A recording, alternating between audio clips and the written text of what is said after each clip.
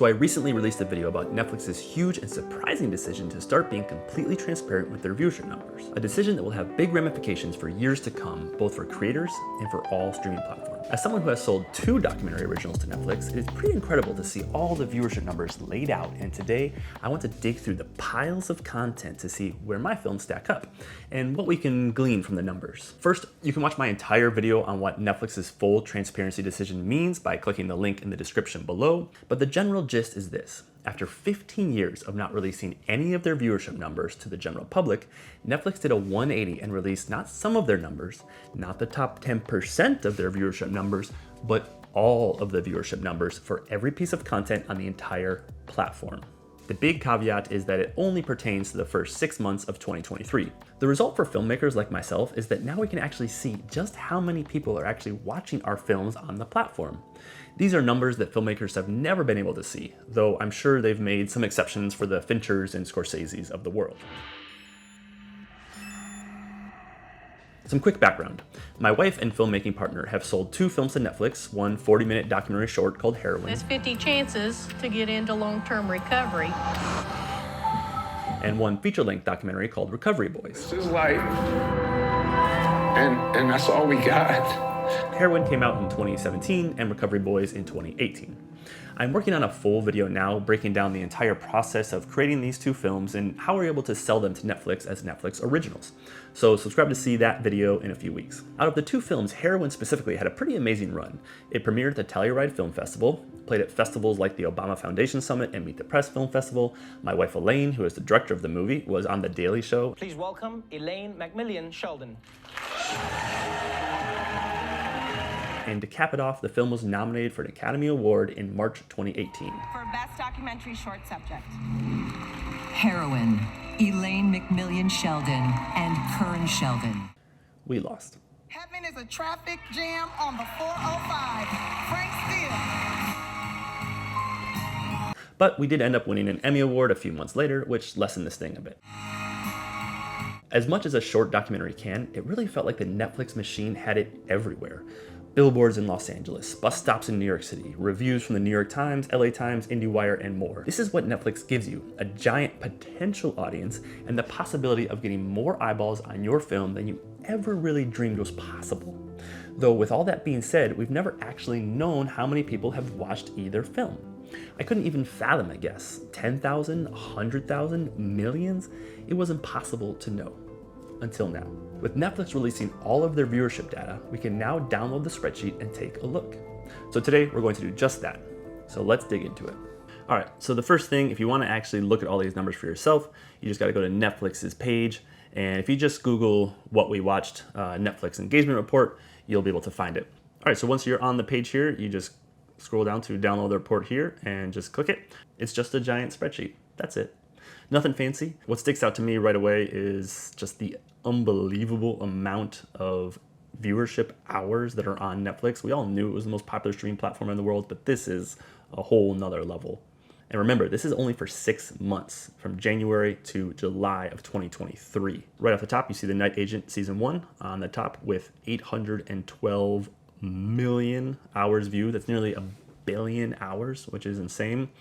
And Ginny and Georgia, I've never watched it. I think that's actually one of the most surprising things is just how many of these films and projects I've never watched or have never even heard of. I've heard of Wednesday. It probably had a lot more viewership than this when it launched and would probably was way outperformed The Night Agent during its first 6-month window. And then in total, if you scroll all the way down to the bottom, there are 18,220 titles. I don't know how long that would take a single person to watch, but many lifetimes. This is just for a 6-month period. So films that came out, 5 years ago or 10 years ago or even 15 years ago, this is not perfectly indicative of their overall performance on the platform. Obviously TV shows and movies have the most viewers ever in their first month of release or their first 5 or 6 months. And then after that start to drop off. I always loved Flint Town, which is a great doc series that came out in 2018, so Flint Town Season 1, and it was watched 3.6 million watch hours. I mean, every system has a breaking point, and I don't know where ours is. And that's I think a 5 or 6 part doc series, so about 4 or 5 hours of content, but still being watched, at a pretty healthy amount. Or if you want to look for something like Icarus, which won the Academy Award in the same year that we were nominated, and still being watched for 1 million hours in this 6-month period, 6 years after its release and 6 years after it won an Academy Award. All right, so let's see where my films are. As I mentioned, I have 2 films, Heroin and Recovery Boys. Heroin, and it's got a parenthetical E. The reason is it's about the opioid crisis, but it's also about 3 women who are doing what they can to help people who are stuck in addiction. And so it's a little play on words. I came up with the title. I'm quite proud of it. Heroin with a parenthetical E on the end. So there we are, 9,541st. And this is actually pretty amazing. It's got 600,000 watch hours still. And this is, again, 6 years after it was released, 5 years since it was nominated for Academy Award and had its big push, and yet it's still garnering 600,000 watch hours in this 6-month period. So we want to figure out just like how many actual hours and how many times this film has been watched since it was launched. The best we can do is just duplicate its performance this year since it was launched. And so if we open up a spreadsheet like this and just quickly knock out 600,000, we're looking at 6 million watch hours. 6 million watch hours, again, and divided by 40, we have 150,000 total views. What's really way off about these numbers, obviously, is that when the film was launched and Elaine was on The Daily Show, and we got nominated for Academy Award, and we premiered at Telluride Film Festival, and Netflix was pushing it, right, with billboards and advertisements, you have to imagine that the second half of 2017 and the first half of 2018, that these numbers were triple, quadruple, 10x. But maybe we can look at Netflix films from this past year that were new during this time period and see how they performed. And if we look at films that were nominated for an Academy Award from this past year, The Elephant Whisperers was Netflix's big push, right? So they were pushing The Elephant Whisperers to win the short documentary category at the Academy Awards.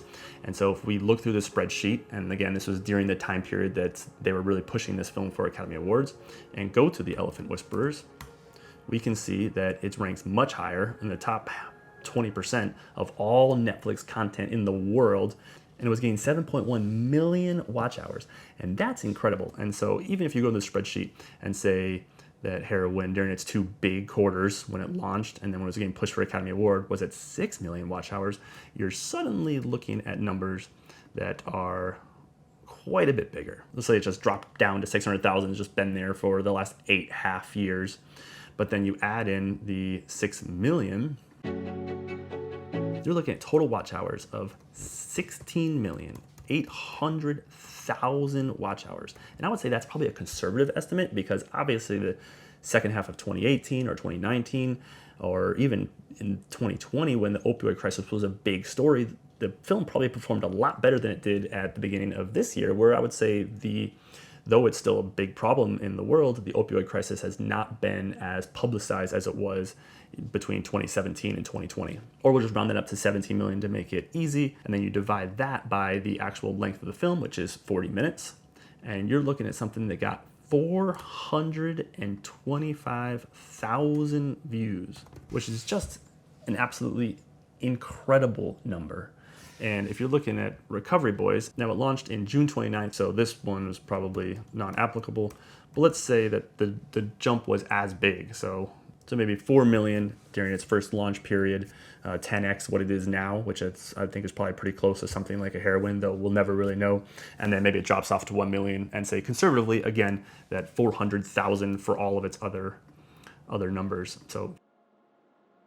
And you're still looking at 7.4 million watch hours. And again, I'm not trying to inflate these numbers. I still think these are probably conservative estimates in terms of how films function, and that they really do drop off in terms of viewership after their first few months of release. Though these numbers are conservative for an independent filmmaker, and especially for short documentary creators, these numbers are astronomical compared to anything else that you could possibly get anywhere else. And that's kind of the most amazing thing about Netflix, is that they offer you these types of numbers that you just can't get anywhere else. So I hope that was fun. It was really cool to see where Heroin and Recovery Boys are on the giant Netflix list, and the fact that it's not only above the 100,000 hour threshold, but quite a bit higher above that threshold, and in the middle of the pack of all content on Netflix worldwide, considering all the stuff that has been made in the last 6 years.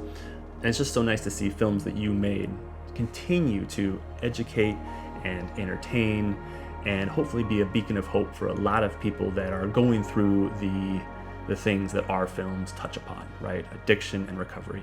And I really am thankful for platforms like Netflix that give short documentaries and documentaries the platform they need to have the greatest impact. And for a lot of people who make documentaries, that's one of the main reasons that we do that, is because we are trying to put out a viewpoint into the world and hopefully tell someone's story that is emotionally impactful for people who view it at home and around the world. Today's a special day. 5 months clean. 5 months clean. I don't care if I save somebody 50 times. That's 50 chances to get into long-term recovery. So thanks so much. I have a whole video I'm working on now about how we actually created and sold 2 films to Netflix and had them become Netflix originals.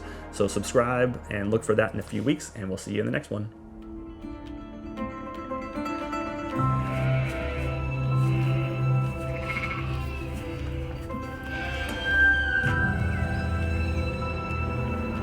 I just like to think of us as human beings. We're born human beings. We're gonna die human beings. We're not defective.